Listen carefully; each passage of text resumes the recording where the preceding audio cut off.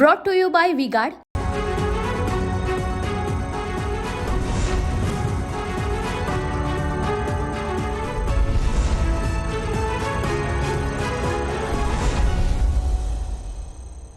नमस्कार, टीव्ही 9 मराठीमध्ये आपल्या सगळ्यांचं स्वागत. मी निखिला. महत्त्वाच्या बातमींना बुलेटिनची सुरुवात.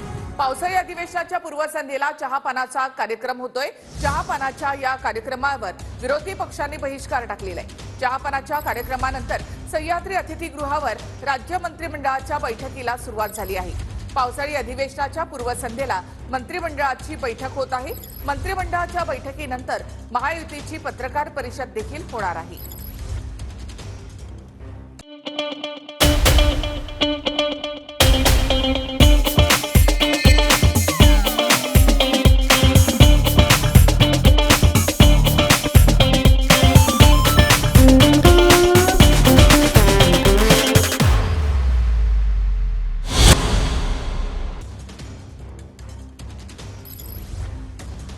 तर उद्यापासून खोके सरकारच्या निरोपाचं अधिवेशन सुरू होतंय अशा शब्दात उद्धव ठाकरेंनी महायुती सरकारवर निशाणा साधला. तर ठाकरेंच्या टीकेला एकनाथ शिंदे यांनी देखील जोरदार प्रत्युत्तर दिलं. दरम्यान वडेट्टीवार आणि अंबादास दानवे यांनी देखील सरकारवर टीका केली आहे. उद्यापासून महाराष्ट्राच्या विधिमंडळाचं हे अधिवेशन सुरू होत आहे. या सरकारच्या निरोपाचं हे अधिवेशन असणार आहे. म्हणून मी उद्यापासून तिथे असेनच, तेव्हा आपल्याशी वेळोवेळी बोलेन. पण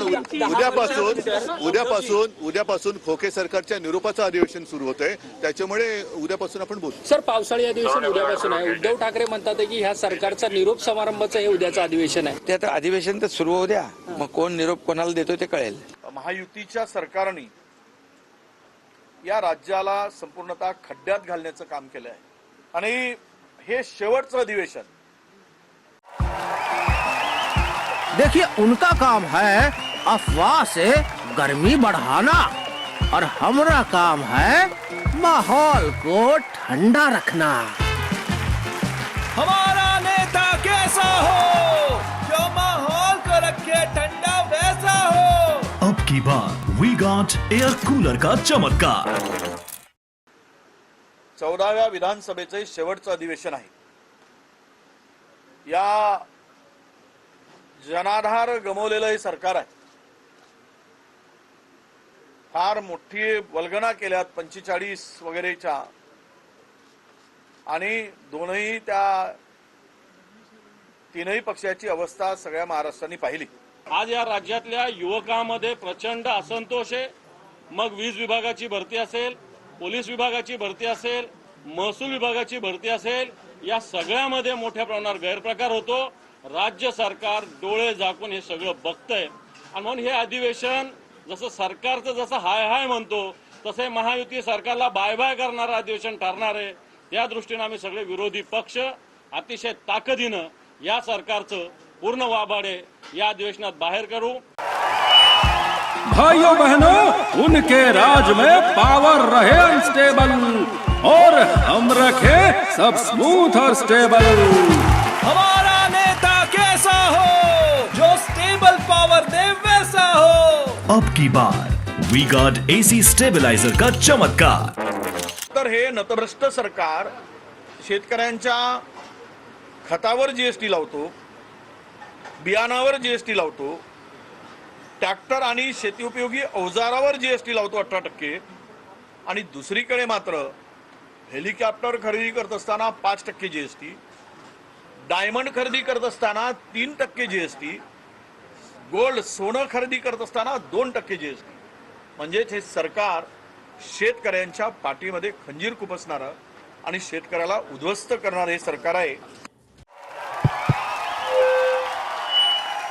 उनका बैकअप सिर्फ कल तक और हमारा चांद तक. हमारा नेता कैसा हो जो नॉन स्टॉप बैकअप दे वैसा हो. अब की बार वी गॉट इन्वर्टर बैटरी का चमत्कार. राजकारणाकडे येऊ देऊ नका, सरकारला घाम फोडायची मराठ्यांची ताकद आहे. देसाईंवर विश्वास आहे. दगाफटका केला तर कार्यक्रम करावा लागेल असा इशारा जरांगे पाटलांनी सरकारला दिलाय. अंतरवाली सराटीमधून मनोज जरांगे पाटील यांनी सरकारला हा इशारा दिला आहे. अन्यायाला आम्ही फोडणार. आम्ही जनता 6 जुलै ते 13 जुलै ताकदीनं एकत्र येणार आणि सरकारला आम्ही जागं करण्याचं काम करणार आहेत की आमचं द्या नसता आमचा नाविलाज करू नका राजकारणाकडे जाण्याचा, हे आम्ही ठासून सांगणार आहे. कारण आमच्यावर अन्याय व्हायला लागला आहे हे सत्य आहे. मी समाजावर अन्याय होऊन देणार नाही. माया मराठीची अशी शक्ती आहे की सरकारला घाम फोडणारी एवढी शक्ती आहे. हा प्रचंड रूपानं आम्ही एकत्र येणार. एकदा 13 तारीख होऊन द्या. शंभूराजे देसाई साहेबांवरती आमचा विश्वास आहे की आमच्या दिलेल्या व्याख्याप्रमाणे सगळ्या स्वारीची आम्हाला आज अंमलबजावणी पाहिजे.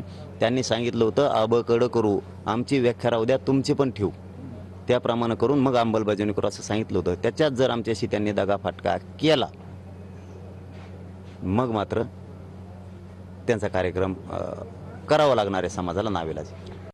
तर सदावर्ते गाढविणीचं दूध पितात म्हणून ते हुशार आहेत असं रोहित पवारांनी म्हटलंय. गुणरत्न सदावर्ते यांच्या टीकेवरून रोहित पवारांनी प्रत्युत्तर दिलं. पवार आणि ठाकरे यांचं गलिच्छ राजकारण चालू देणार नाही असा इशारा सदावर्ते यांनी दिला होता. सलोखा म्हणजे काय? सलोखा म्हणजे काय? संविधानाला तिलांजली द्यायची, संविधानाला निकाली करायचं का? संविधान संमत जर नसेल तर आरक्षणाचं गलिच्छ राजकारण करू दिलं जाणार नाही. गलिच्छ राजकारण महाराष्ट्रात चालू दिलं जाणार नाही. राष्ट्रवादी काँग्रेसचे वयोवृद्ध पुढारी शरद पवार असतील किंवा उद्धव असेल, त्यांनी खुशाल आपल्या सगळ्या गोष्टी कराव्यात. सदावर्तेला खूप कळतं असं मला वाटत नाही, कारण का ते फार पराक्रमी नेते आहेत आणि त्यांचा जो पराक्रम आहे तो कशामुळे खूप फेमस झालाय ना, ते एवढे हुशार कसे ते झालेत, कारण ते गाढविणीचं दूध पितात. आता गाढविणीचं दूध पिल्यानंतर ते काय काय करतात हे आपण सगळ्यांनी बघितलेलं आहे. पुण्याच्या बारणेमधील एस्को बारवर कडक कारवाई करण्यात आली आहे. सलग दुसऱ्या दिवशी अनधिकृत बारवर कारवाईचा बडगा उगारला जातोय. मुख्यमंत्र्यांच्या आदेशानंतर पुण्यामध्ये बुलडोझर कारवाईचा धडाका सुरू झालेला आहे. पुण्यातील ड्रग्ज प्रकरणानंतर प्रशासन ऍक्शन मोडवर आलंय.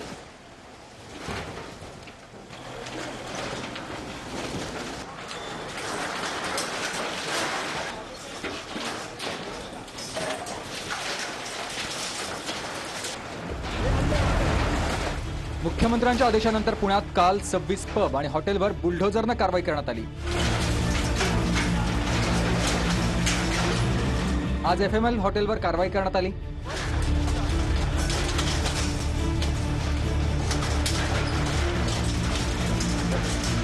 URBO किचन आणि बारवर देखील कारवाई करण्यात आली.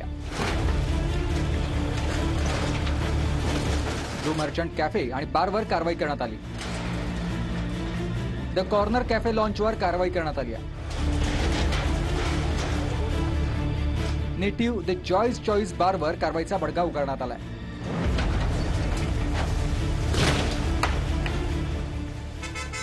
Filament bar, the Elphinstone restaurant आणि बारवर पालिकेनं कारवाई केली आहे.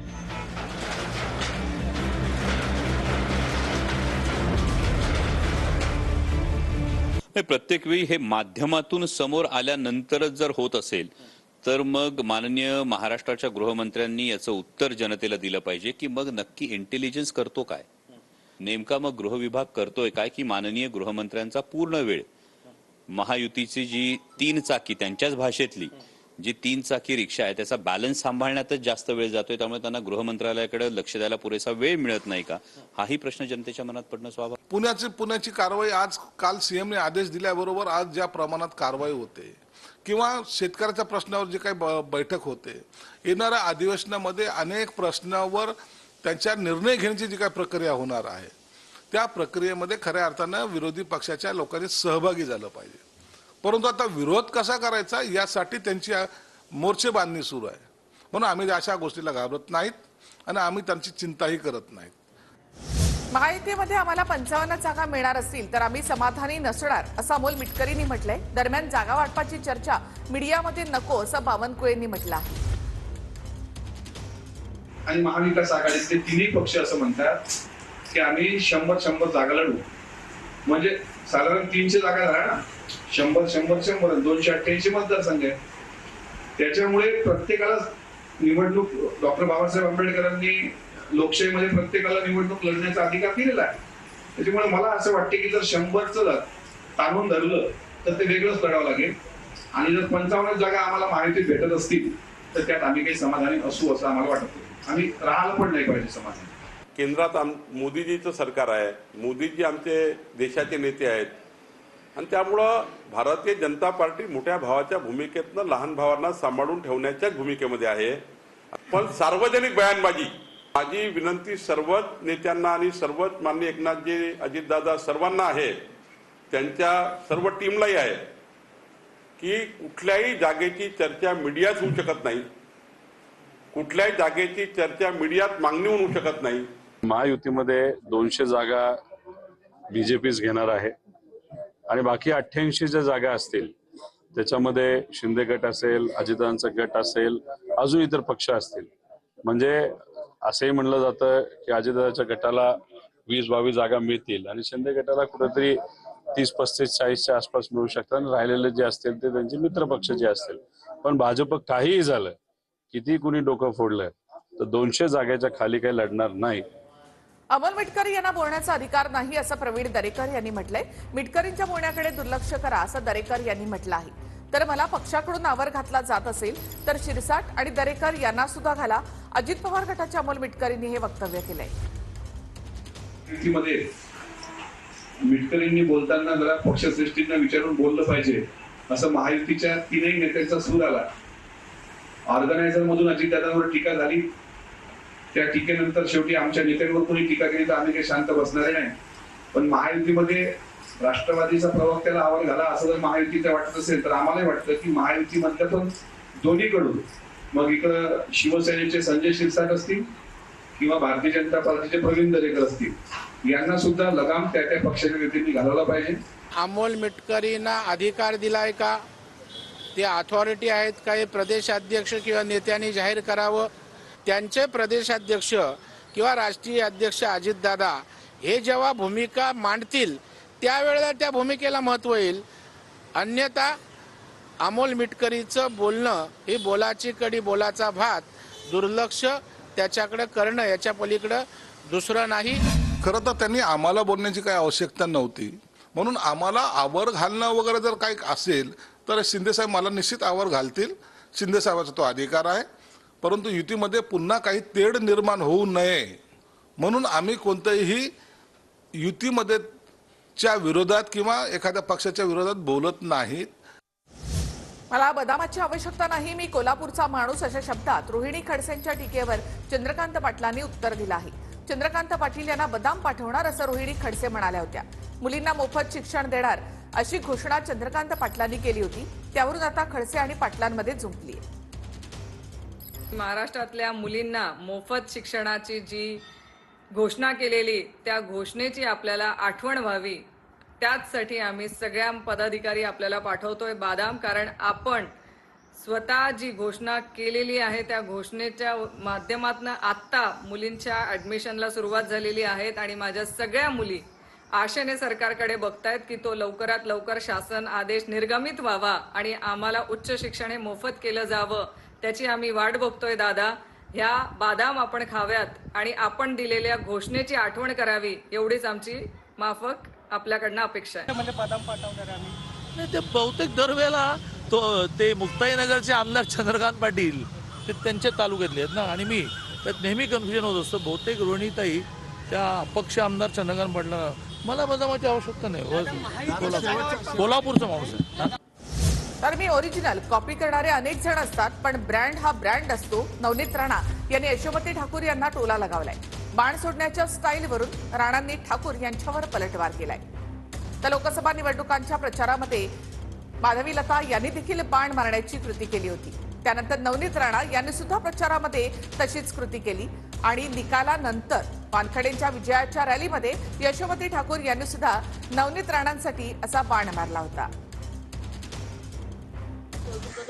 जास्त व्हायरल होतो सोशल मीडियावरती की मस्जिदच्या समोर तुम्ही दृश्यमान होतानाचा एक व्हिडिओ होता तो तशाच पद्धतीची ऍक्टिंग खरं तर यशोमती ठाकूर यांनी सुद्धा विजयाच्या रॅलीमध्ये केली. मी जे करते ते ओरिजिनल आहे. आता ब्रँडला कॉपी करणारे खूप सारे कॉपी येऊन जातात तर ब्रँड हा ब्रँडच असतो. तर बीडच्या जिल्हाधिकारी दीपा मुधोळ मुंडे यांची बदली करण्यात आली आहे. दीपा मुधोळ मुंडेंच्या बदलीचे अप्पर मुख्य सचिवांनी आदेश दिले. जेडपीसीओ अविनाश पाठकांकडे तात्पुरता पदभार देण्यात आला आहे. लोकसभा निवडणुकीच्या काळामध्ये दीपा मुधोळ मुंडे यांच्यावर आरोप करण्यात आले होते. संसद परिसरामध्ये लंकेंनी घेतली नितीन गडकरी यांची भेट. मतदारसंघातील कामांसंदर्भात निलेश लंके यांनी गडकरी यांच्यासोबत चर्चा केली आहे. तर संसद परिसरामध्ये निलेश लंके आणि गडकरी यांची भेट झाली. मतदारसंघातल्या कामांसंदर्भात दोघांमध्ये चर्चाही झाली. विधानसभा निवडणुकीमध्ये महाविकास आघाडी म्हणून एकत्र लढणार असं काँग्रेसनं ठरवलं आहे. निवडणुकीआधी महाविकास आघाडीकडून सीएम पदाचा चेहरा जाहीर होणार नाही अशी माहिती सूत्रांकडून मिळत आहे. महाविकास आघाडीमध्ये ज्यांच्या जागा जास्त त्यांचा मुख्यमंत्री हे सूत्र ठरल्याची माहिती सूत्रांकडून मिळते. काँग्रेसच्या बैठकीतील आतली बातमी. आगामी विधानसभा निवडणूक काँग्रेस महाविकास आघाडी म्हणून एकत्र लढणार. निवडणुकीआधी महाविकास आघाडीकडून मुख्यमंत्री पदाचा चेहरा जाहीर केला जाणार नाही, सूत्रांची माहिती. मित्रपक्षांसोबत समन्वयासाठी एक समिती बनवा आणि संयुक्त रणनीतीवर काम करा, काँग्रेस नेत्यांच्या सूचना, सूत्रांची माहिती. माध्यमांसमोर कुठलीही भूमिका मांडताना एका पक्षाची भूमिका नको, महाविकास आघाडी म्हणूनच भूमिका असावी. सरकारच्या भ्रष्टाचाराचा मुद्दा उघडा पाडा, बैठकीत सूचना दिल्याची सूत्रांची माहिती. आणि आता महत्त्वाच्या बातम्या आपण पाहूया. लोकसभेच्या अध्यक्षपदी ओम बिर्ला यांची सलग दुसऱ्यांदा निवड. आवाजी मतदानानं ओम बिर्ला यांची अध्यक्षपदी निवड. लोकसभा अध्यक्षपदी निवड झाल्यानंतर पंतप्रधान मोदी आणि विरोधी पक्षनेते राहुल गांधी यांच्याकडून ओम बिर्ला यांचं अभिनंदन. लोकसभा अध्यक्षपदाची निवडणूक एनडीएने आमच्यावर लादली. लोकसभा अध्यक्षपदाला मोठी परंपरा, पण भाजपनं ती मोडली, राऊतांची प्रतिक्रिया. तर मोदींना पळ काढता येणार नाही, राहुल गांधी आता विरोधी पक्षनेते आहेत, राऊतांचं वक्तव्य. संसदेमध्ये 1974 मध्ये लागू केलेल्या आणीबाणीचा निषेध. इंदिरा गांधींनी आणीबाणी लावून घटनेवर प्रहार केला होता. आणीबाणी देशाच्या इतिहासामधील काळा खंड. ओम बिर्ला यांच्याकडून निषेध व्यक्त. ओम बिर्लाने निषेध व्यक्त केल्यानंतर विरोधक आक्रमक. संसदेमध्ये विरोधकांची घोषणाबाजी. असरुद्दीन ओवैसींची जीप कोणी छाटणार असेल तर माझ्याकडे येऊन पारितोषिक घेऊन जा, भाजप आमदार नितेश राणे यांचं वक्तव्य. पॅलेस्टाईनचा उल्लेख करणं गुन्हा आहे का? पॅलेस्टाईन बाबतीत सरकारची भूमिका काय? ओवैसींच्या शपथविधीवर राऊतांची प्रतिक्रिया. ओवैसींना आमचा विरोध आहे आणि कायम राहील. ओवैसींची भूमिका भारत विरोधी. ठाकरे गटाच्या वैभव नाईकांची प्रतिक्रिया. ईडीनंतर आता सीबीआयकडून अरविंद केजरीवाल यांना अटक. दिल्लीमधील कथित मद्य घोटाळा प्रकरणी चौकशी करणार. राहुल गांधींना आषाढी वारीमध्ये सहभागी होण्यासाठी विनंती. दिल्लीमधील बैठकीनंतर महाराष्ट्रातील काँग्रेस नेत्यांकडून राहुल गांधी यांना लेखी विनंती. Brought to you by V guard.